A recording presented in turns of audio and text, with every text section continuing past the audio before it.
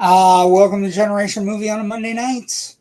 In what is destined to be the week of Superman everywhere. I'm your host, JW Colwell. Welcome to the Phantom Zone episode. I'm joined by my good friend and fellow Filmbuff, Rich Drees. Rich, how are you feeling tonight? We're 22 hours away from us seeing Superman at the super advanced sneak fan event tomorrow night around the country. IMAX, little IMAX. The world premiere of the movie is going on right now. I'm super stoked and excited. Trying though, because we've been looking forward to this now for like 2.5 years.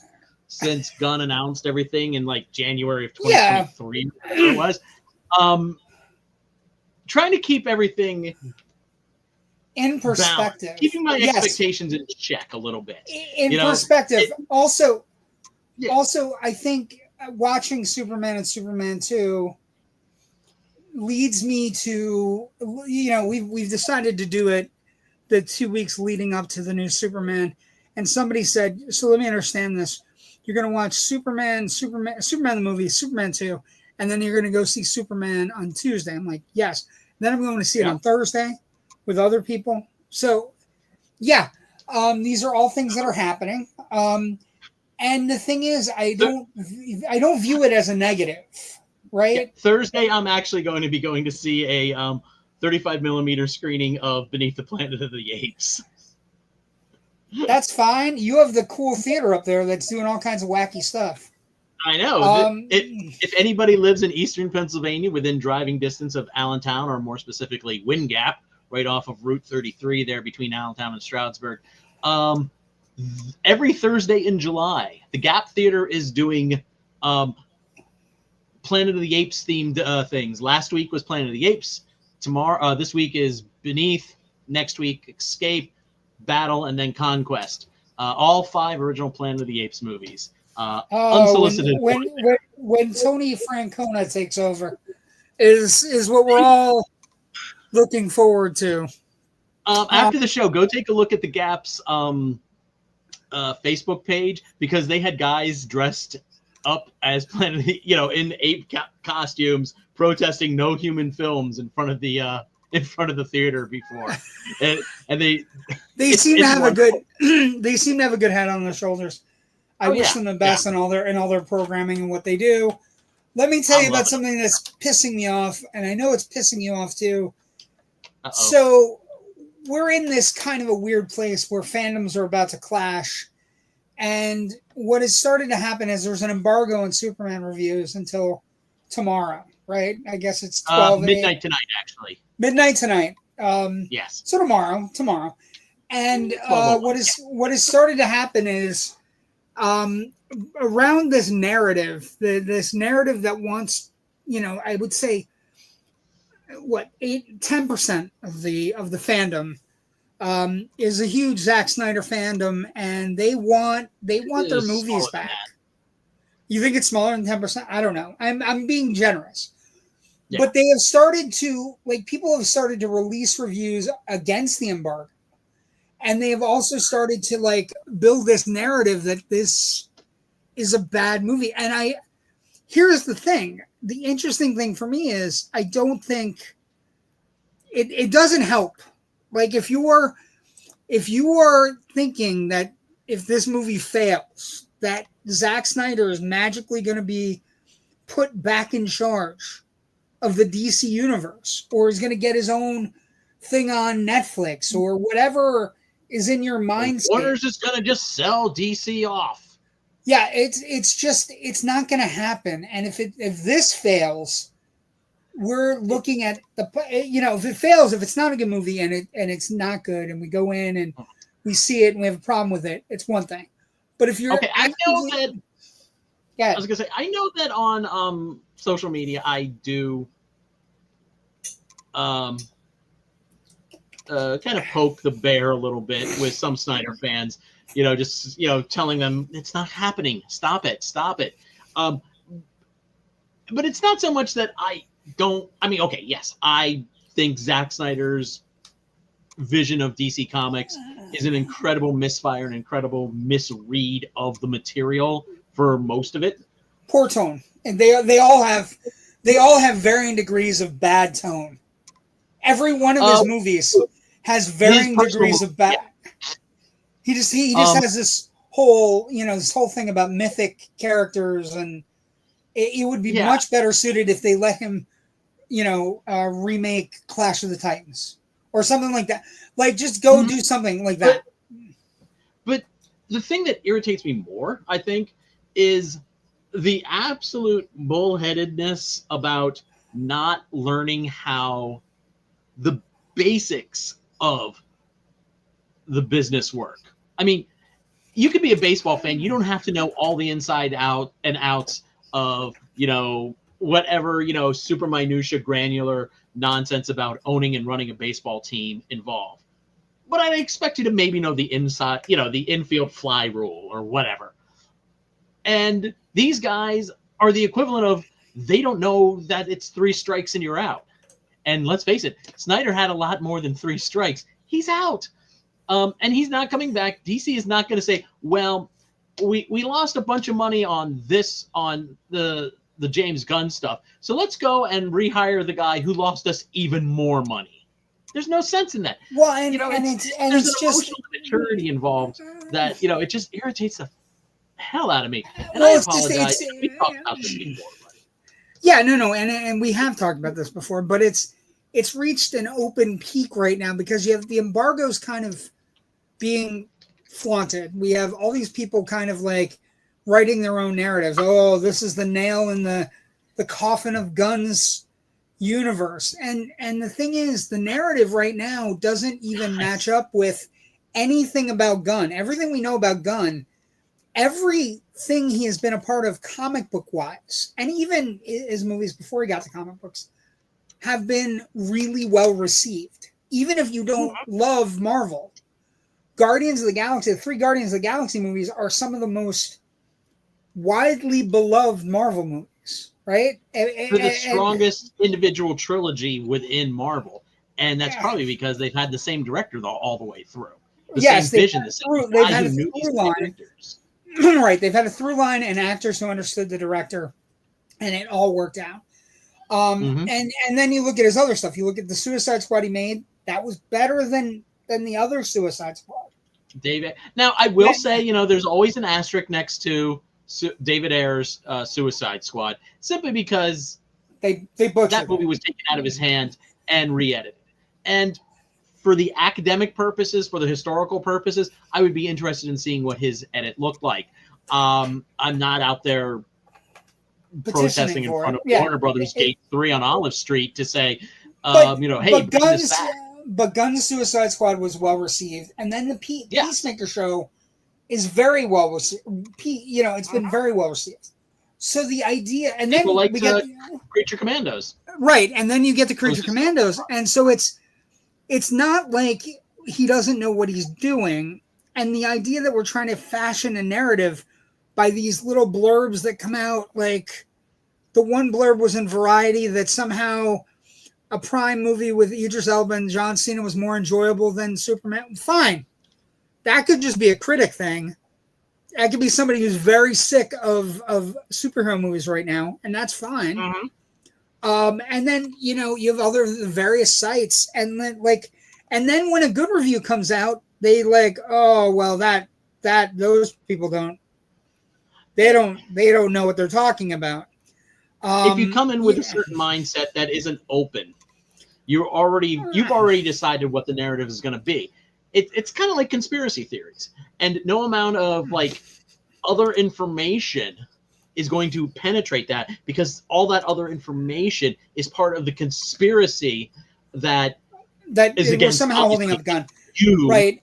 I'm going to read a bit of the review really quick. Superman directed by Gunn is a triumph. Okay. After a long wait, this is the film the character deserves.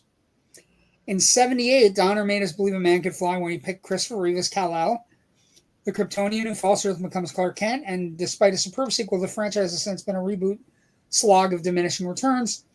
Ruth is forgotten. Yeah. Cavill is boring, and nobody knew what to do with Superman until now. Okay, this is what we're not asking you to get like.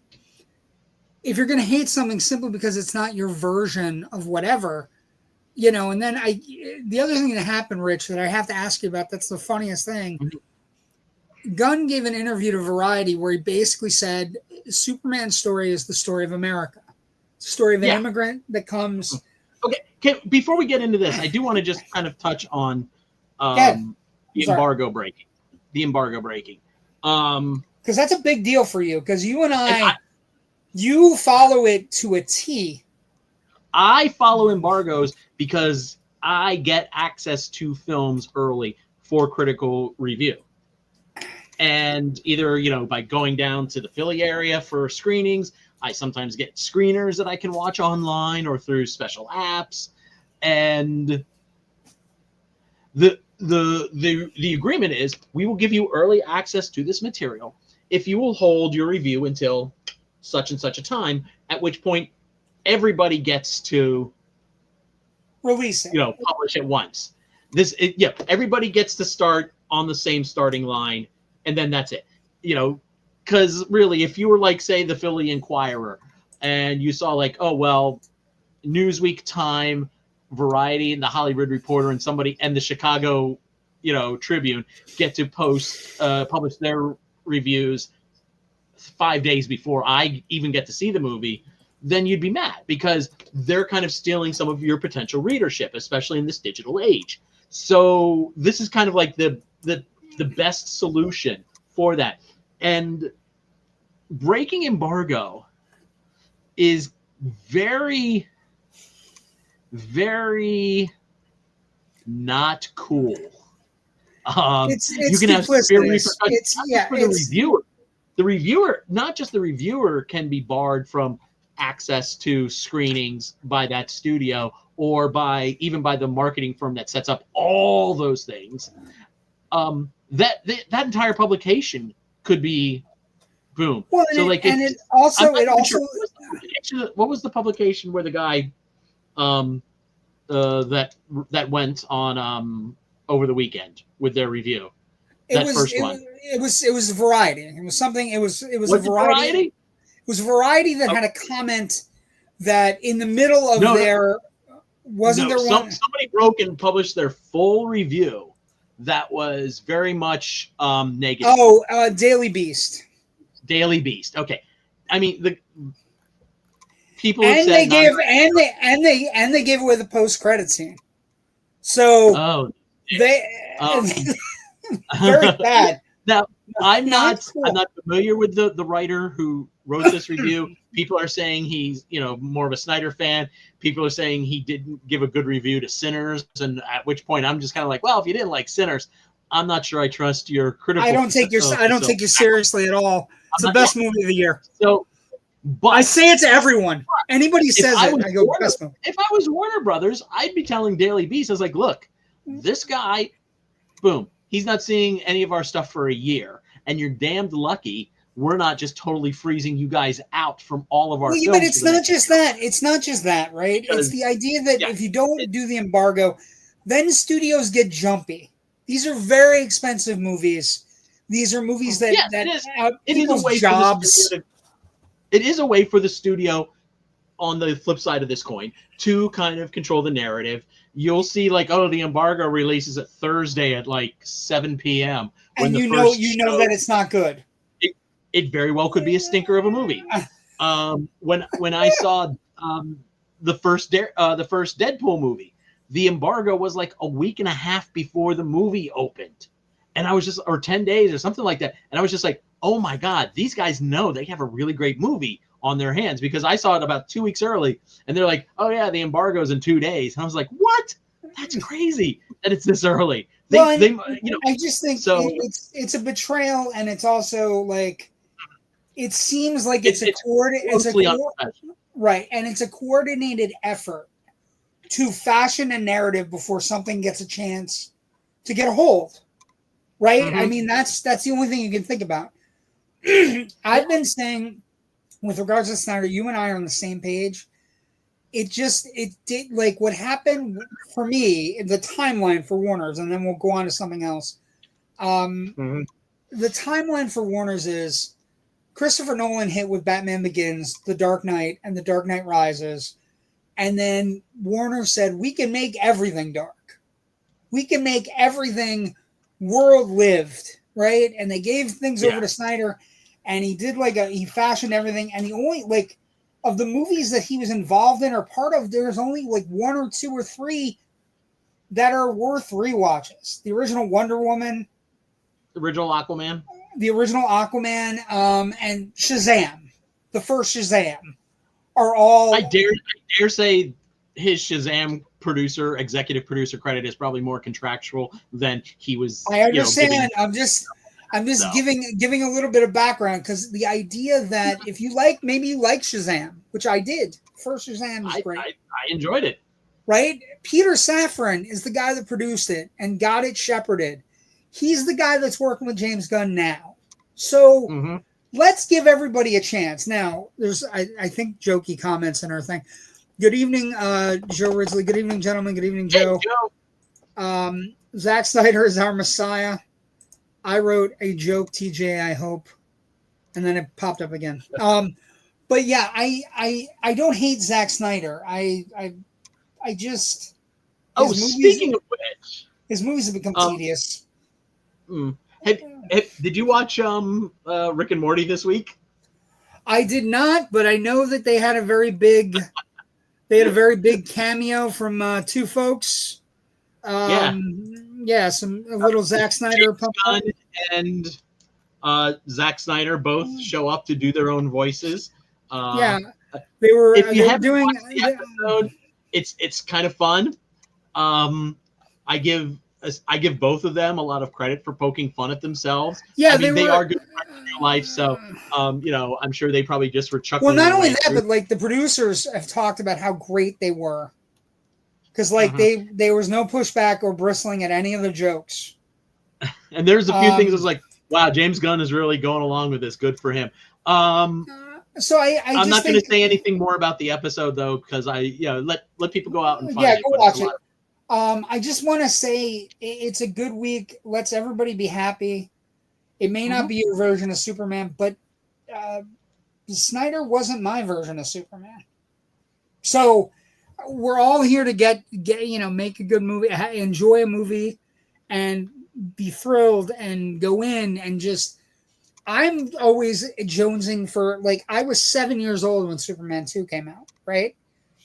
I was 7, so I'm always jonesing for the rush of when I was a kid, right? I'm 51 now.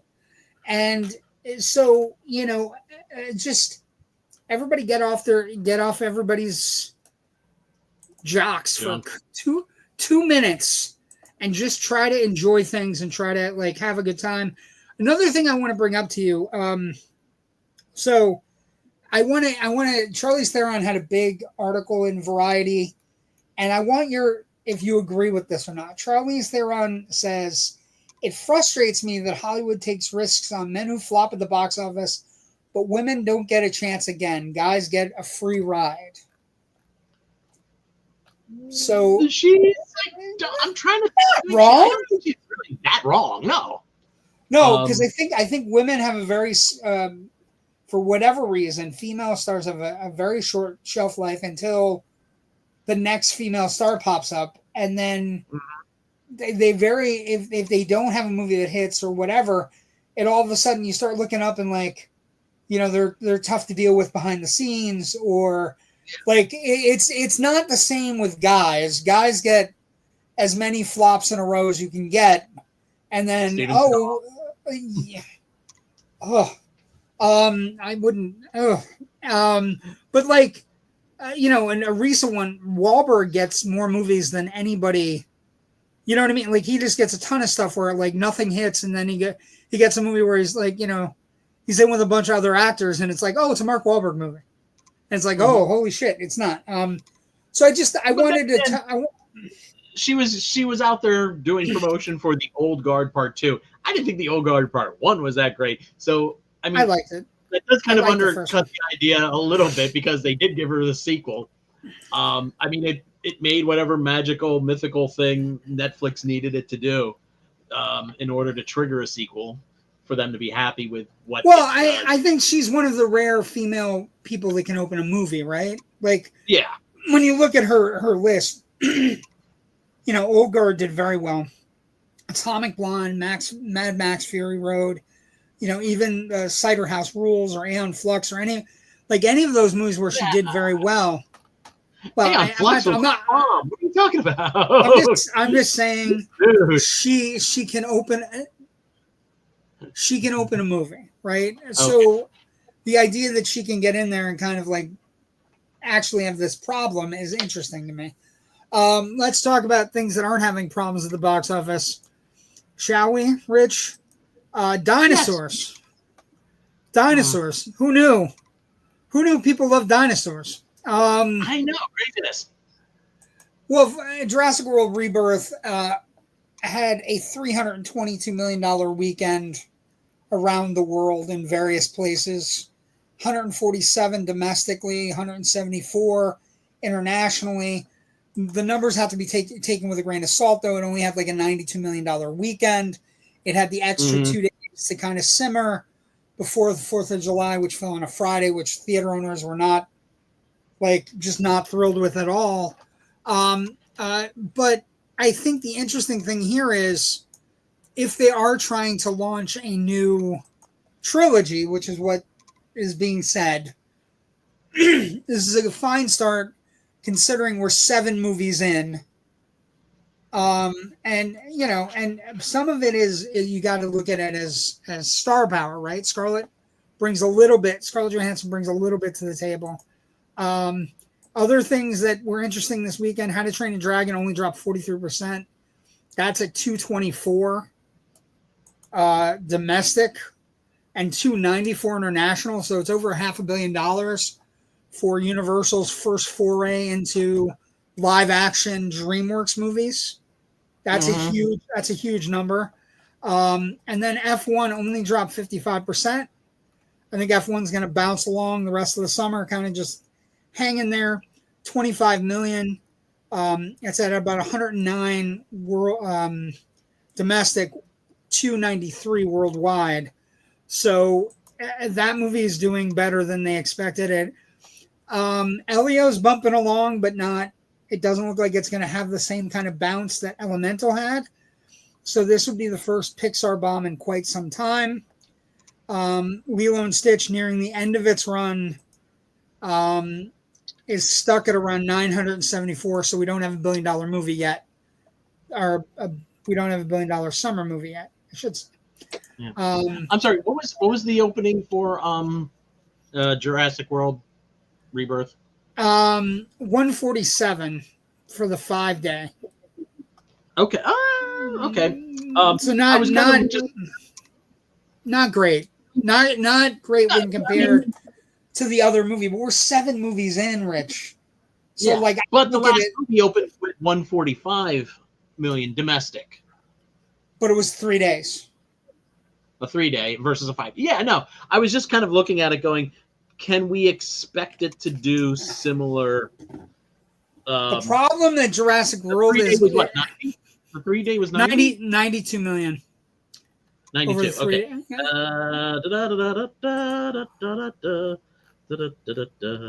14, 9. I had no idea there would be math.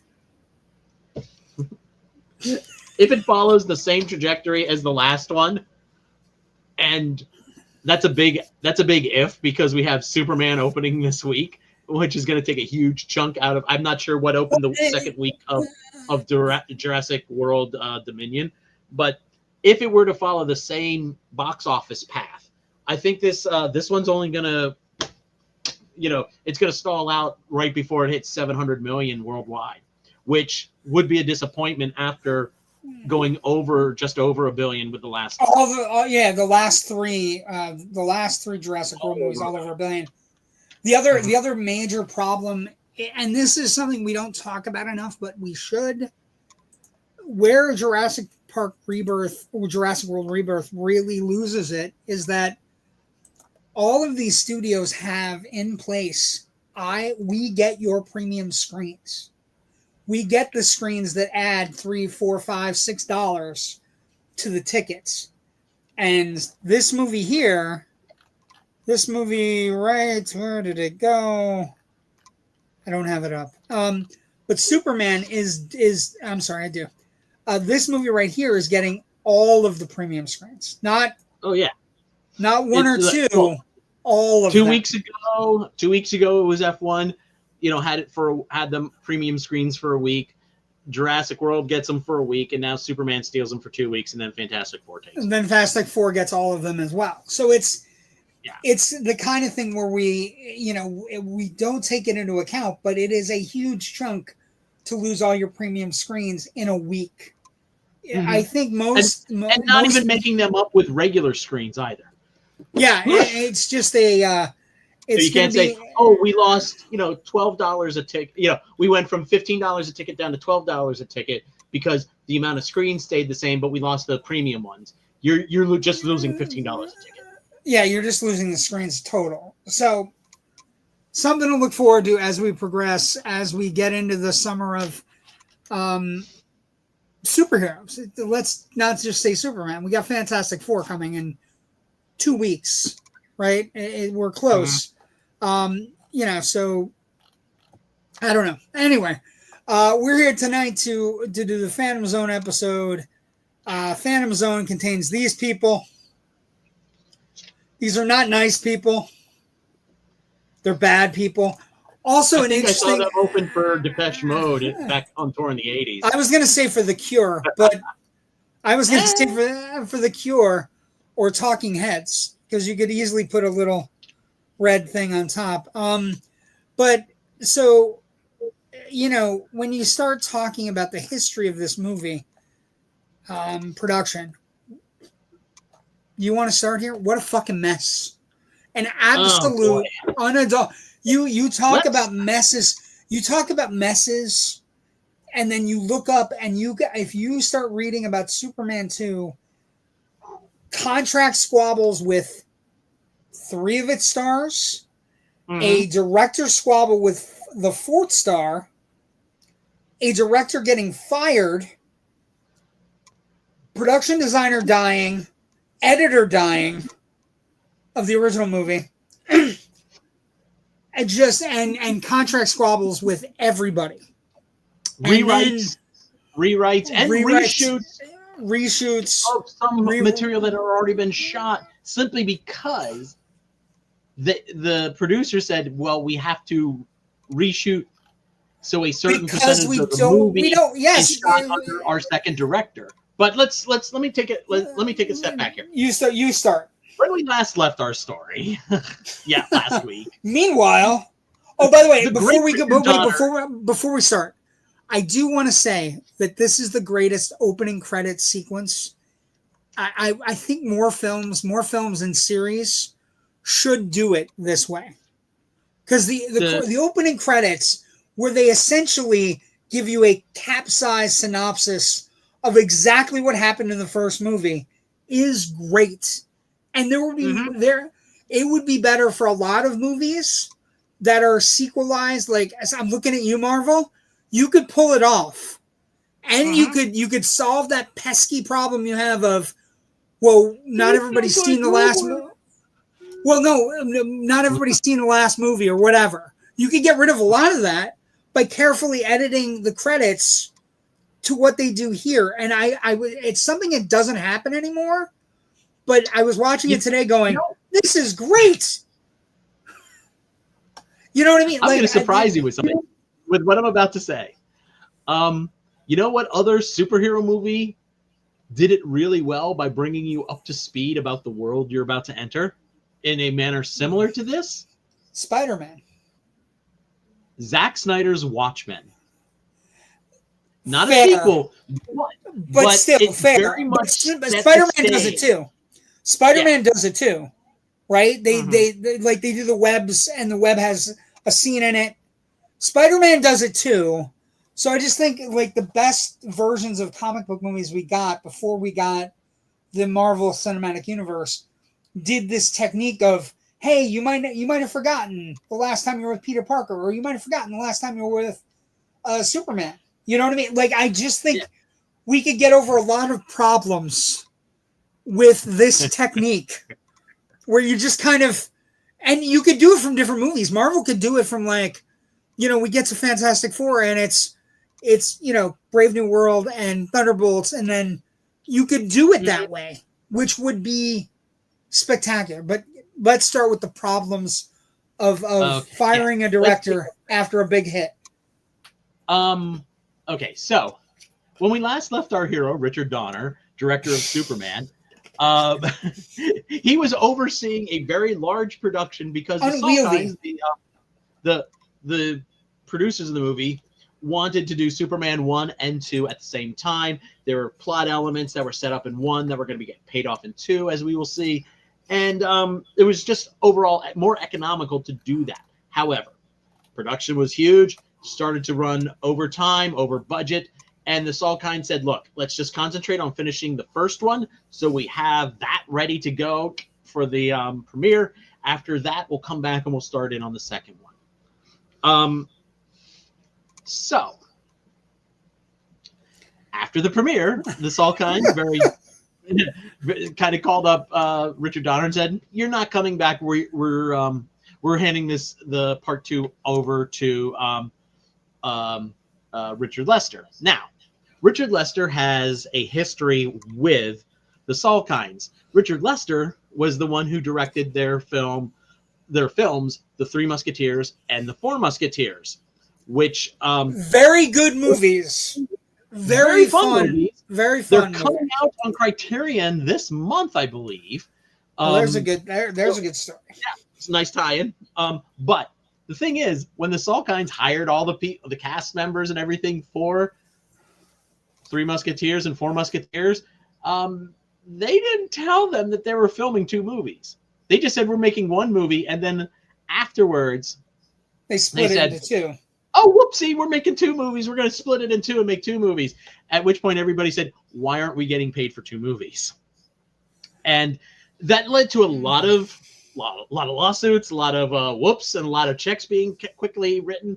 And there is now what is called the Salkind clause in like SAG contracts and other guild contracts in Hollywood that basically say you can't split a movie into 2 parts without having prior to consent. make sure that you get paid. Yeah, prior consent to the actors and everybody working on it. And this is kind of like when stuff like Kill Bill ran into that a little bit, and Tarantino had to turn around and said it's going to work better as 2 movies. I don't care. We're going to pay everybody out. Stuff like that. There's a couple of films. But the Salkinds are not. The Salkinds are the exception of the rule. Most Hollywood, they're the exception. They're shady as hell. And they also, like, one of the big things that happened, like Pierre Spengler. Yeah. He actually basically came in as like a fix-it and was like a best friend of the Salkinds. And he and Richard Donner did not get along, right? So not only did they come in and say, we're going to try to chop this up, we're going to do all this other stuff, but they put somebody in charge of Richard Donner, and Richard Donner's like, I don't like this person, and I want him nowhere near my movie. And besides which, the Salkinds still owed Richard Lester money. So they're like, we'll give you this movie, and we'll pay you, and then we'll pay you some more for that. And that's basically why Richard Lester was put in there. Whether Richard Donner was still going to get the boot or not is kind of a little murkier question. But it's hard to see. At least once the Salkinds made, it's hard to kind of differentiate. Did the Salkinds make the decision to fire Richard Donner, or did he leave? Yeah, it's order to bring in Richard Lester because they owed Richard Lester money, or did they fire Richard Donner and said, "Oh, hey, by the way, we still know that for reasons all independent of their own," and then they go, "Oh, well, we can at least go and egg." It's a chicken or egg situation, but it's also The problem is you have Richard Lester worked with a specific set of people. Richard Donner at this time in Hollywood had a specific set of people that he worked with. So not only and then you had other shit going on where, you had the lawsuit from Brando because he felt he didn't get the 11% he was promised gross points, which they lost the lawsuit or they settled for $15 million. So not a joke. And then you had the idea that Christopher Reeve wasn't super getting paid, and he timed out for certain movies, and he wanted to do other stuff. And he said yes to Somewhere in Time at the same time this was filming when the shutdown occurred. And they were mad at him that he did that. And he was like, but I'm a working actor and I didn't get $5 million like Brando. And you can tell Christopher Reeve is a super nice person, I would imagine, in real life. But you can tell how chippy he is about getting paid and Brando and everything, the way he talks about it in interviews. He's never been mean, but he was on Letterman, and him and Letterman were like, never meet your heroes. Don't meet your heroes. You know what I mean? Like, he's like, I was shocked at how bad it was. And so you have that going on. Then you have Donner saying, hey, well, we need to make sure, you have Lester going to Donner and saying, I'll give you a co-director credit. At which point Donner says to him, I don't share credits. Yeah. So it becomes just a fucking mess. Had to reshoot some of that for DGA formula. Yeah, just a fucking mess. To say Lester was the director. Then you start getting it. Gene Hackman wouldn't come back because he didn't want to work with Lester. They already finished the other side of it is they were contractually obligated for 2 movies, but they finished all their scenes. So that's part of what you get. Also, he didn't want to come back because Donner got fired or whatever. Well, he didn't come back and do his ADR. They had somebody else do his ADR. Right. That's why it's choppy. Oh, yes. Moments. North, Miss Tessmacher. North. I can tell you exactly where it is. When I was a kid, though, I didn't notice all the choppiness. But as you age and you watch things, Margot Kidder doesn't look the same. Christopher Reeve doesn't look the same. Nobody looks the same. So, and then you get the idea behind it. Some of the stuff is lit differently. It's a different director of photography. It's a different editor. It's a different, everything is different, even though it's supposed to be one continuation of one movie to the next. It's a weird thing. Also, let's not forget, and this is one of the wildest. Wait, one of the wildest things you can come up with. Richard Lester got into a fight with John Williams. John Williams is the most pleasant, effervescent person I've ever seen. Every time I see him, he's happy talking about music. He's widely regarded as one of the greatest composers, the greatest composer of all time, and also the most willing person to work with people. He came out of a meeting with Richard Lester where he said, I cannot get along with this man. So then they hired Richard Lester's composer, Ken Thorne, who did nothing. He wrote minimal original material, and it's absolutely zip, and it's almost all John Williams. And it's like one of those things where you start reading through it, and you're like, this is a fucking nightmare. I kind of don't want to really trash Richard Lester too much. I don't think he was a little too joking for this material. But, you got to remember, this is the guy who had directed A Funny Thing Happened on the Way to the Forum. He directed Robin and Marion. He directed Help. He directed. He's a good director. I'm not throwing shade. I'm just saying it's very hard to knack How to Get It. He's directed some great movies. And just because, he kind of ended up his career doing Police Academy 5 doesn't, necessarily mean I don't mean that. I'm not throwing shade. I don't mean to throw shade. I'm just saying in the rare amount of movies we've watched that have John Williams as composer, it is very hard to find any material where John Williams gets into a fight with anyone. True. It is rare. And so then you also have the Christopher Reeve thing where Reeve, signs the second contract. the second contract for him is incredible for him, right? Because he gets creative control, a little bit of creative control, right? And it's I don't know, it's messy. But the funny thing about it, Rich, is it does look different. It's different in tone and different in the way the characters play off each other, and how it's more of like, a comedy inside like the Daily Planet or comedy at the Niagara Falls thing. It plays differently in the sense that it's a completely different tone than Richard Donner's original movie. But some would argue that it is one of the best sequels ever made, right?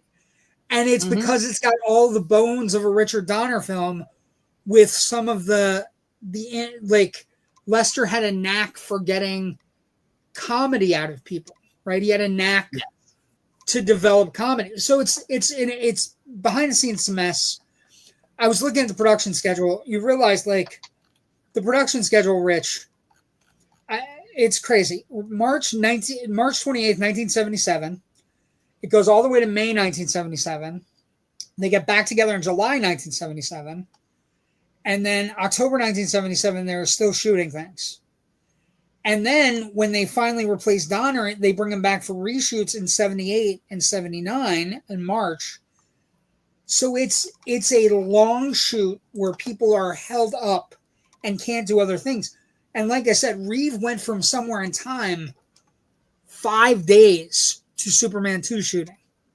So he had he was angry about it too, right? So you look at the stories, he didn't.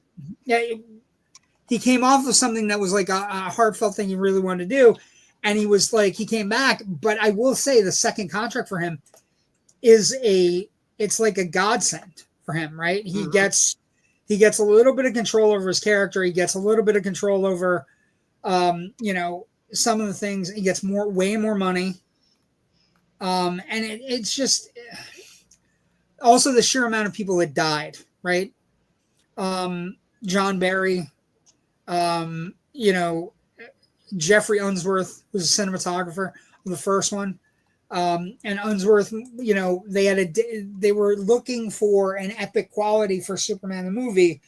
And the difference between Unsworth, his cinematography, and the guy who works with, Lester's guy, right, is definitely noticeable, right? Okay. It's so noticeable where you're like, this feels smaller-ish, right? It's Robert Paintner, right? And basically his whole thing was he came in and said, let's make it more comic booky, which is weird too. Cause like, I don't know. It's like the funny thing about it, Rich, in the grand scheme of things, it's the opposite of what we're doing with Superman now. So think Donner version. Honestly, it's a move away from what Donner was doing. And literally they're just like, oh, we got all these great reviews and the movie made a shit ton of money. Let's mess with this formula and move away from what made it so popular. Well, and also, but in the grand scheme of things, right, it's a little bit of what's happening right now. Like, Gunn is definitely going to go in a Lester direction, right? And Donner and Snyder are closer than we think. I thought it was interesting rewatching it today that it's that kind of a jump. You know what I mean? I'm not saying Snyder's as good as Richard Donner. I don't know if we have a long enough time slot to have that discussion necessarily. Fair. That is fair. Box office. Okay, so this movie opens finally. Well, actually, the interesting thing about this box office thing, this is a real interesting rollout. This is one of the more interesting rollouts in the history of film, if you're just thinking about it. So what they did was Warner Brothers were looking to, and this is before streaming and pirating and everything, right? Warner Brothers was looking to maximize box office returns around the world, in every part of the world during peak movie-going periods for each different time frame. For example, Rich, the film premiered in Australia on Thursday, December 4th, 1980, and opened the same weekend in South Africa. Then they went to France on December 10th, with Christmas time releases scheduled in Italy and Spain, typically very large movie-going seasons for them. Then it opened in the United Kingdom and West Germany on Easter of 1981.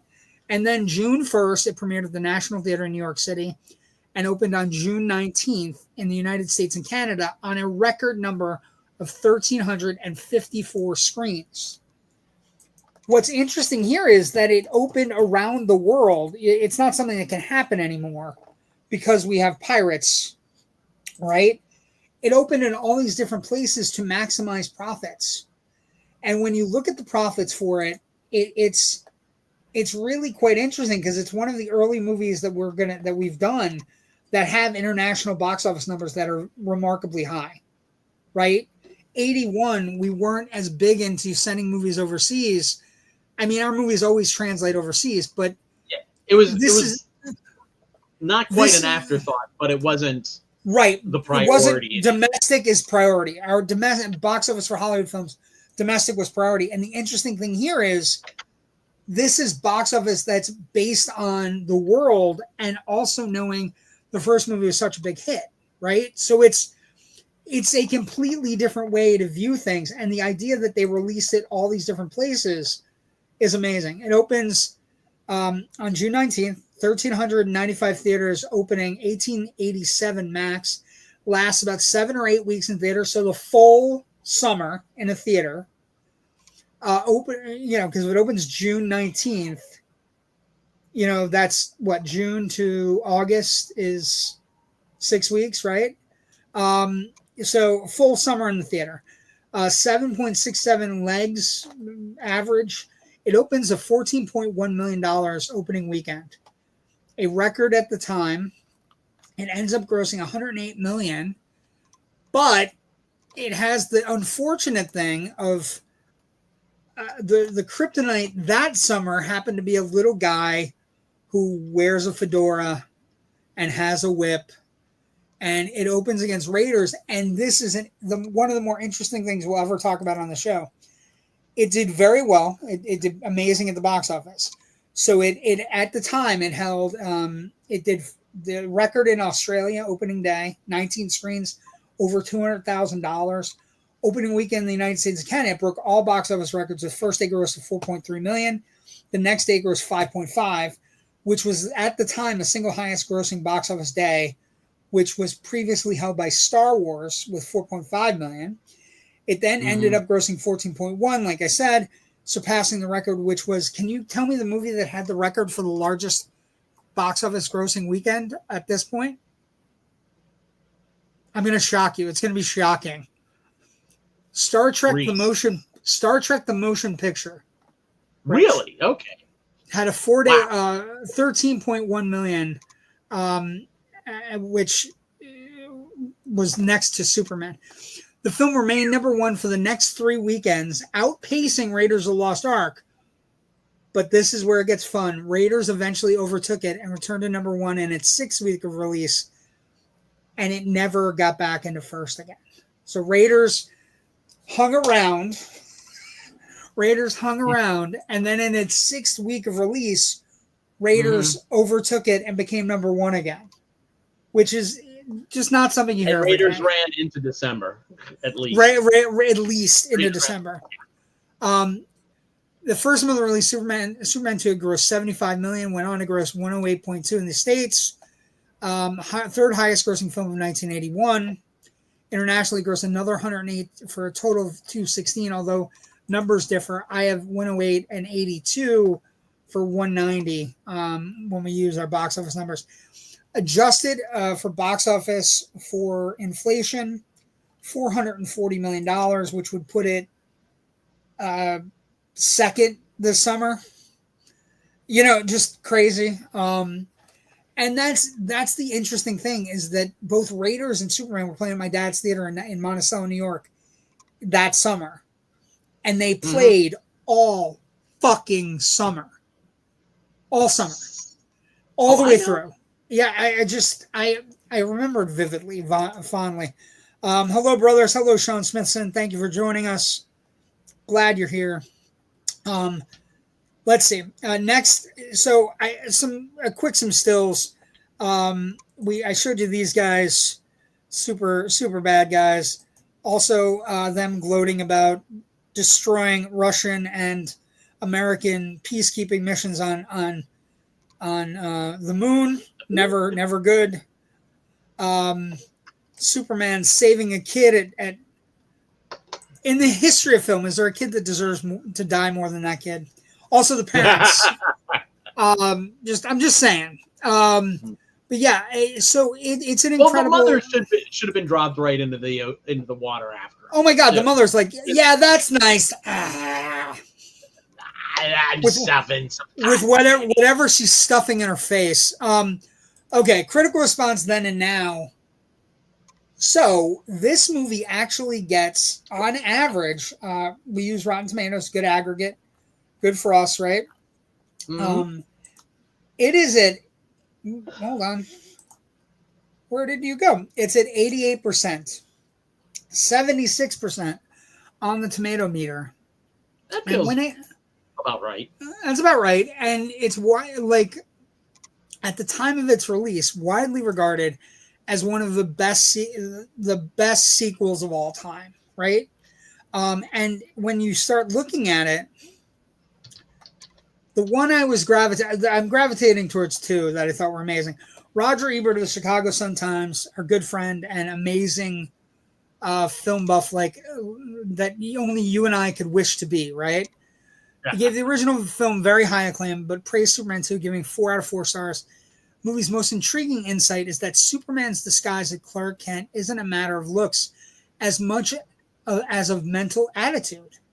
Clark is disguised not by his glasses, but by his ordinariness. Beneath his meek exterior, of course, is concealed a superhero, and the movie subtly hints, isn't that the case with us all? Sometimes when Roger Ebert reviews something, he gets something so right that it gives me chills, right? And it's the other side of it is it's what we've been talking about for months about getting the character right? Understanding the character. And the other person that is going to shock you, I'm going to shock the fuck out of you right now. You have to guess who wrote this. Richard Lester brings it one light touch after another, and pretty soon the movie has a real spirit. What you wish the first had. Who said that, Rich? I'm guessing Pauline Kael. Pauline Kael did say that. I looked at that and went, "Oh my God!" Like the clue was that she still had to take a swipe at the first film. Yes, which we know. Yeah, she just found it, But I think it's interesting. There is a light touch. There is a lighter touch to this one that is more. There are more personal scenes. There are scenes of groups of people having scenes together that's a little bit different from the first one, right? Mm-hmm. Ebert, Siskel also loved it, and his big takeaway was Christopher Reeve plays both roles beautifully in this film, and he realized it was deserving of at least an Academy Award nomination for his work.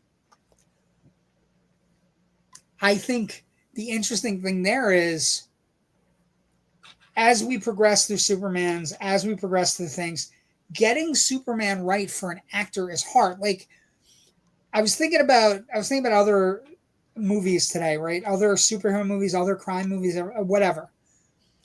Think about it. It's real hard to get the Joker wrong, right? No matter what Joker you have, well, except for Leto. Anyway, but it's really hard to get the Joker wrong, right? You can amp it up. You can do whatever. You can be Nicholson playing the Joker. You can be Ledger who falls into the role. You know what I mean? But Superman is really hard to get. And I think it goes back to the Kill Bill thing. But Reeve is so good in this movie. He's so full-bodied and so there's a sequence in Niagara Falls when she finds out he's Superman, right? And he goes to the top of the stairs and he takes the glasses off and it's all body work. And it's not in the script. It's him, right? And then there's the really nice scene when they're eating dinner, which is while the world is burning. as a kid, you're thinking, why are you going? What are you doing? What are you getting out of this date with Lois? Who gives a shit? Don't you know General Zod is here? Right? Don't you know fucking Zod is like, he's running roughshod over the American military and taking over the White House. And Planet Houston. And Planet Houston. And then when you're hit about 13 or 14, you're like, oh, he's nailing Lois. Okay. Mm-hmm. I'm sorry. I forgot. This is something I didn't care about as a kid, but now I understand. And then, there's actual love there. Kidder's really good too, right? And then also what stood out to me today was Terrence Stamp is great as Zod. God almighty, he's not. Yeah. He's so good. Like, I love that he knows he's with idiots, right? Both of the people he's with are people that are sycophants, and he knows they're idiots. Mm-hmm. He has 2 legit eye rolls in the movie that I've paid attention to before, but I never really paid attention until today. And I was watching it, I'm like, Nan rips off the goddamn thing that looks like the red Krypton sun, and he tries to hand it to him, and he just likes, oh god, this fucking idiot. And when Ursa does it, he does it to her too. She does something where, like, I think it's the arm wrestling, right, where she arm wrestles with the guy, knowing full well that she's going to knock the guy in his ass, and he's standing there, and he's just like in the restaurant, he's like, the fucking idiots that are around me, right? And it's a really good performance. Hackman's wildly underused. Susanna York is really nice as Superman's mom, but we know that's a contract dispute thing. Yeah. It should have been Brando. Should have been Jarrell, should have been Brando, but they wanted no part of Brando, which is everybody at the end with Brando. But it is a really good movie, but it does have a light tone to it. And then, when you're a kid, the first time you watch it when you're a kid, Superman runs. And you don't understand why Superman runs, right? Don't leave us, Superman. Where are you going? Right? And I remember sitting in the theater going, what the hell is going on here? And then it's like, oh, he needs time to rig the Fortress of Solitude so he can take these people's powers away. Which, there is some abject cruelty in this Superman movie. Which I don't think you notice when you're a kid, but when you're an adult, the idea that he's going to take their powers away, and then, we know that there's a cut of the movie where they get rescued, right? But when you're a kid and you're seeing it, and are put into the custody of the Arctic Police, real thing that exists. The Polar Patrol. Anyway, but the other abject cruelty in the movie, Rich, can you tell me what the other thing that you notice as an adult? Does Superman really have to go back to the diner? No. No. I mean, it's fun. It's fun. Yeah. It's fun. Because you like, the guy's a jackass at all points. Yeah. Sorry about all the damage, sir. Knowing full well I'm going to throw this guy somewhere through a window or something. He comes with a handful of money. And it's fun. But it's also like, it's mean. It's like, that poor bastard doesn't know what's going to hit what he's about to try to punch. But I think it's a really good movie. It is tonally different. I wanted to also kind of make time, and I wasn't able to this weekend, to watch the Donner cut, which was I just watched it. A rough approximation of what Donner wanted to do. It was something he oversaw. They pulled out some of the footage that he had shot that went unused, or they reshot. It's different.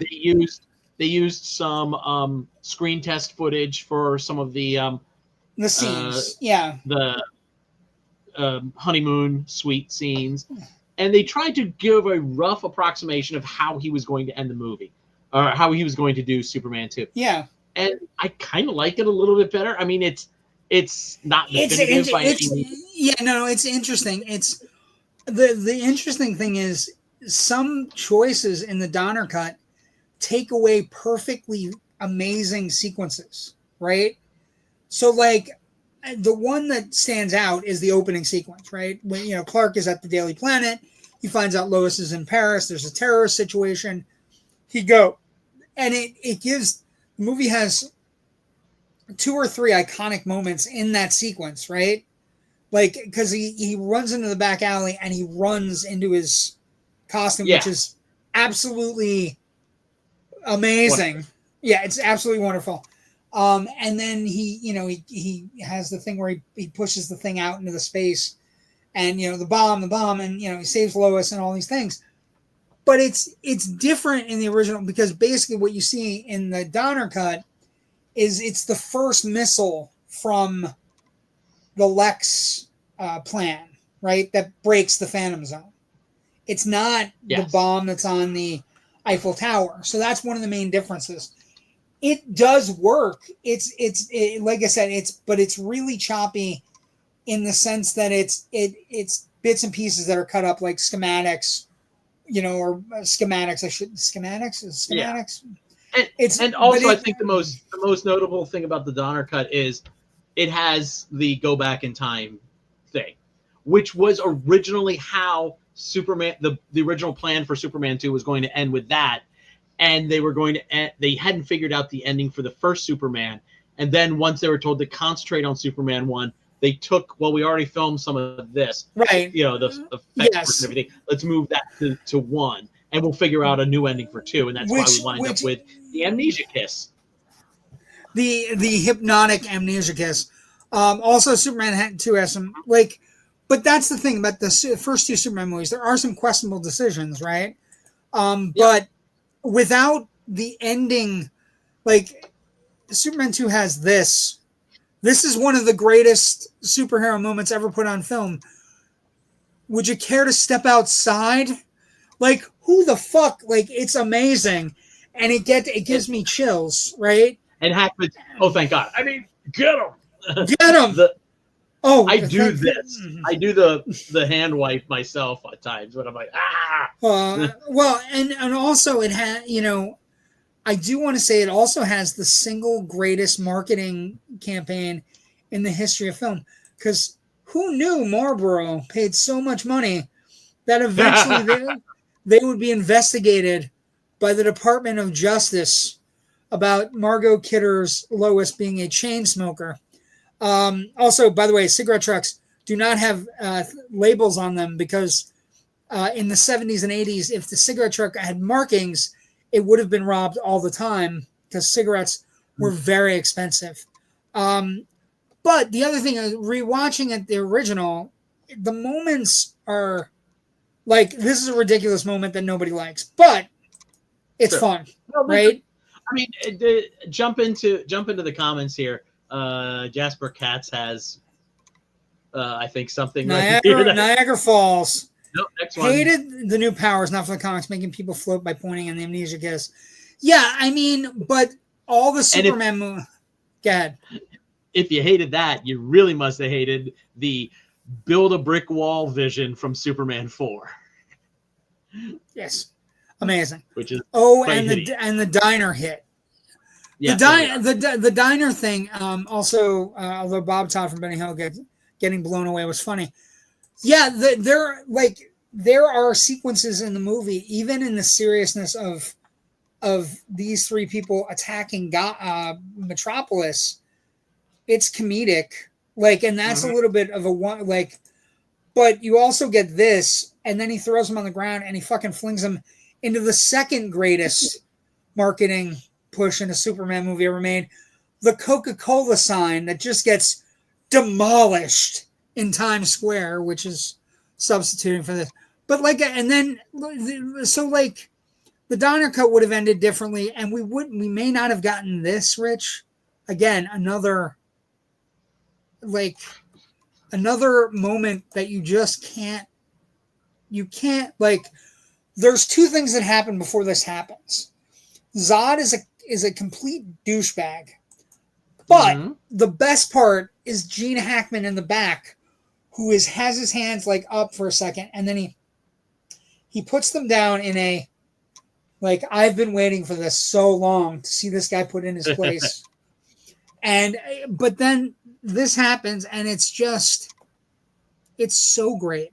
Like, it's so, and just the picking him up in this thing. And the look on Lois's face as she turns, just like, oh, wait a minute, I can belt you now. So then she turns and just belts. Well, and that's the thing. But it's really good. Like, I don't know. Like, it's fun and it's different. It has a totally different tone. Although it looks like it's, when you're a kid, you can't tell the difference. But now, as you watch, everybody's got different ways of directing. Everybody, like the people scenes, like all the scenes where all the actors are interacting, are a little bit better. The only person, by the way, that had no problem with either of the directors was Sarah Douglas, right? She never got involved in the fighting. She said, whoever's here, I'm paid to be this villainous. I'm just going to show up and do work. But, the critical response then is fine. Also, one of the things that we didn't talk about during the critical response, this is one of the rare films polled by CinemaScore where the film got an A+. It's one of like 11 movies in 10 or 12 movies in film history. Hold on. I want to make sure I get that right. A+ in film history, right? Mm-hmm.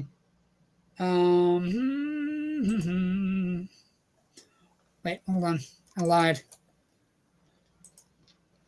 IMDb has a list. There is. Okay, there's a decent amount. It's a lot more than 11. But the movies on the list are pretty. Hold on, there is a number at the end.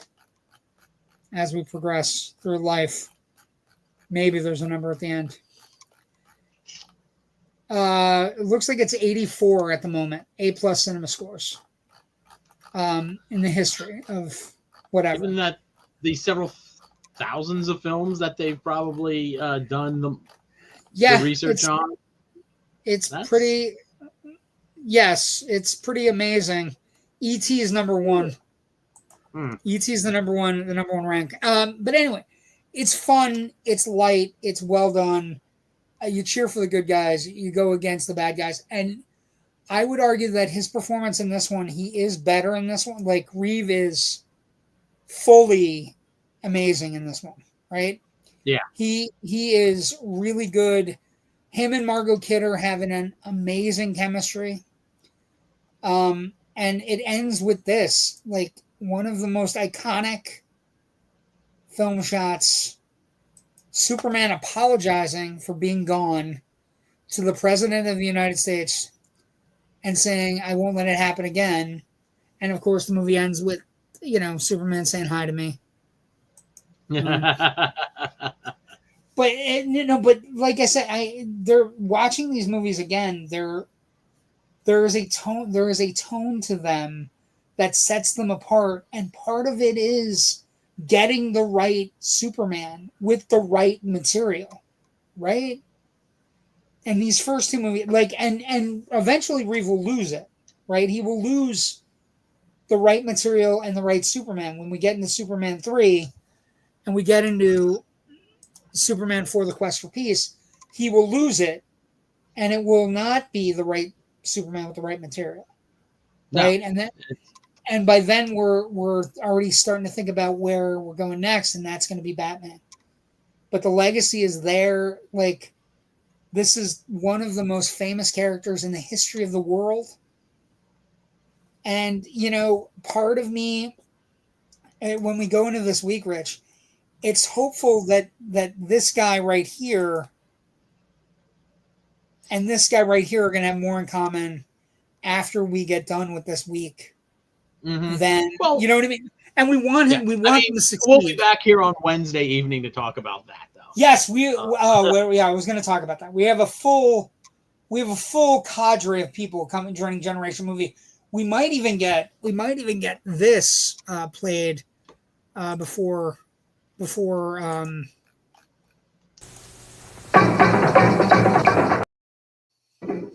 Might even get that played before Wednesday night. So Rich and I are seeing it tomorrow night. One of my co-hosts on Loud and Nerdy is also seeing it tomorrow night. And he is bringing the NEPA cosplay crew, Spidey and Yali, his wife, and they're all going, and they're going to be dressed up, and they're going to come on Wednesday night, and we're going to give you a full Generation movie preview, no spoilers. What time? Tell you how. 9:00 on Wednesday. Yes. 9:00 Wednesday night. Hold on. Eastern 9 time. Eastern. 9:00 Eastern. Let's see. Until the Donner cut, I thought Superman killed Zod and his goons, started the Murderverse. Yeah, but it's okay. I don't know. Like, you can't argue with that as a kid. As all a we kid, saw them was going down the. I was okay with it as a kid. Also, it's a much bigger choice. I think what you're looking at, the Murderverse, when you say that, Jasper, this choice of putting the villains in their place, to me, is different from Cavill breaking Zod's neck. Like, it's a totally different vibe. Also, he's breaking Zod's neck while Zod is trying to shoot a little girl. And also, they've wrecked Metropolis. So, to me, it's a totally different vibe, but I understand what you're saying. But Legacy and franchise, this is the most popular character in the world. It is one of the most recognizable symbols in the unit. I think I read somewhere the 4 or 5 most recognizable symbols are the Christian cross, Superman logo, McDonald's golden arches, Batman logo, and the Star of David are the 5, right? And so you have 2 religions that have half the world, and then you have Batman and Superman, who are religions unto themselves. But I think we're all hoping that we get a good Superman movie this week. The first 2 Superman movies, though, they're not to be missed. If somebody is growing up in your life, you want to show them the Williams score. You want to show them Christopher Reeve, and the way he portrays Superman is different. I think Corn Sweat's going for completely his own vision, but I think the granddaddy of his vision is gonna be Reeve. You know what I mean? Christopher Reeve. Mm-hmm. So I'm hoping we get everything we need this week. Rich, where can people find your stuff? And where can people find we're going to be on Wednesday doing this big thing, and then we have a couple things we need to promote, but you first. Okay. All of my writing can be found at filmbuffonline.com, and that includes my reviews and feature writing as well. Some stuff I've been writing about the Tribeca Film Festival, which I still keep writing about because I have too much material and not enough time to get it all out in a timely manner. I do 2 podcasts. One is called Film Scribes. It's from the Philadelphia Film Critics Circle. The latest episode of that will drop probably tomorrow morning. As soon as we finish here, I have to finish doing the final mix on the episode and get that uploaded to where it needs to go. And that is going to cover myself and 2 of my fellow Film Critics Circle members' experiences at Tribeca Film Festival. And also one of our guys also went to the Noir City Festival up in Boston, and he talks a bit about that. The other podcast that I do is the Big Picture podcast with my very bestie friend and occasional person who hops on here, Natasha Bogutsky.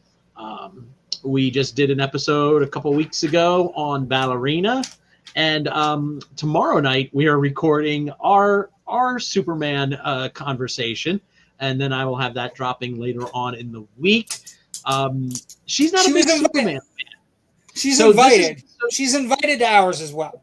It's an open invitation. She has something Wednesday night. Unfortunately she won't be able to. But she's not a big Superman fan. So that conversation is going to be very different, I think, from the conversation you and I are going to have on Tuesday. On Wednesday. Wednesday at 9. Yeah. It should be fun. We got a couple things coming up that are.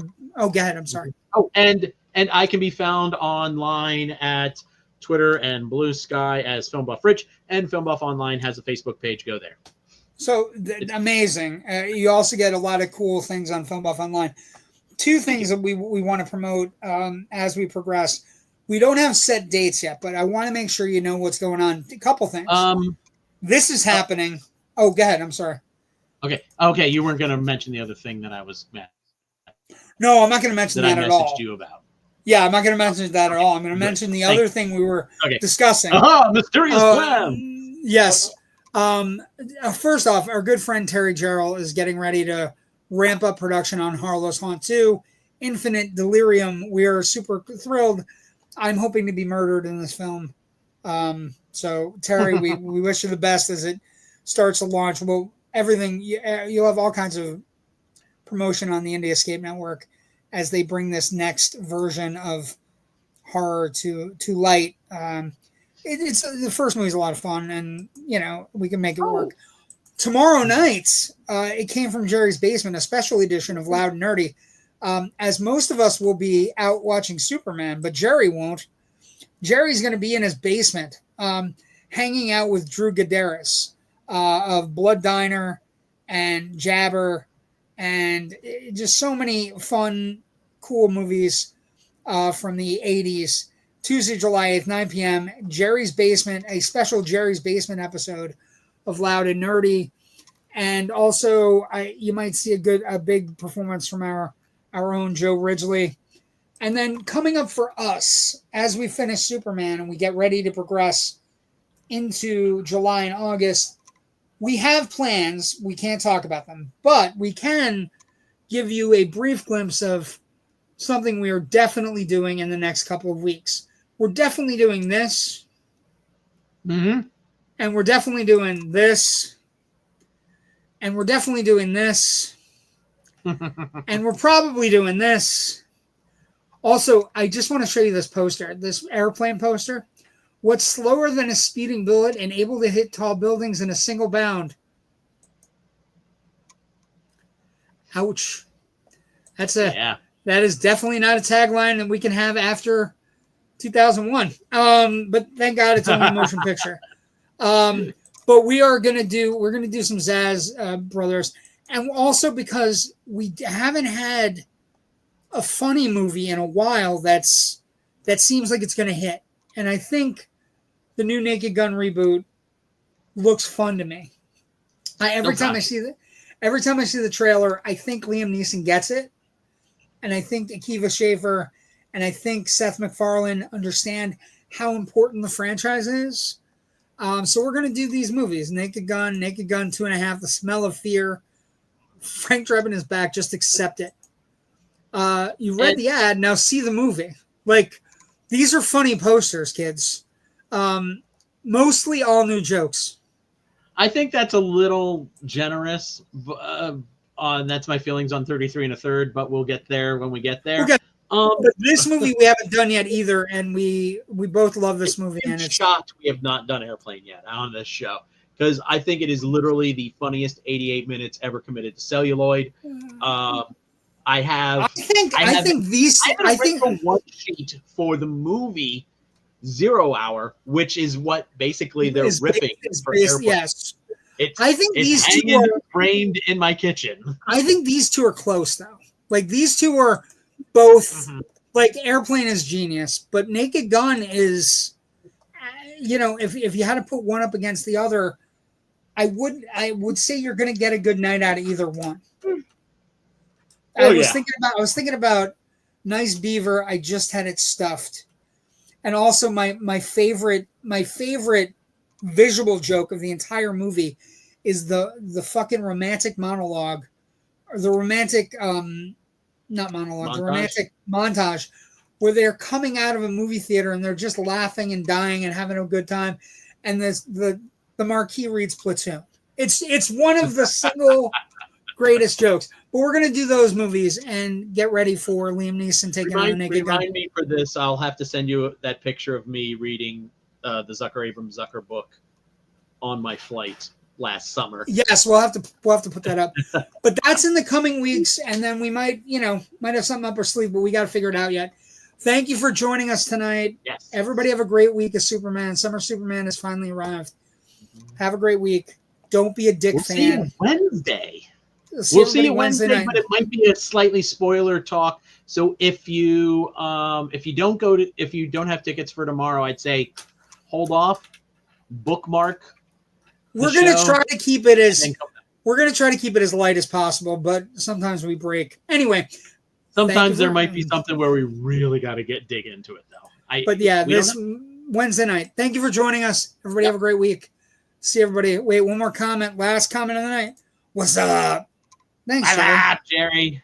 Thanks for stopping by, Jerry. That kind of ties in with doing a Zucker movie. Anyway, scary movie. Anyway, moving on. Thank you for joining us tonight. Everybody have a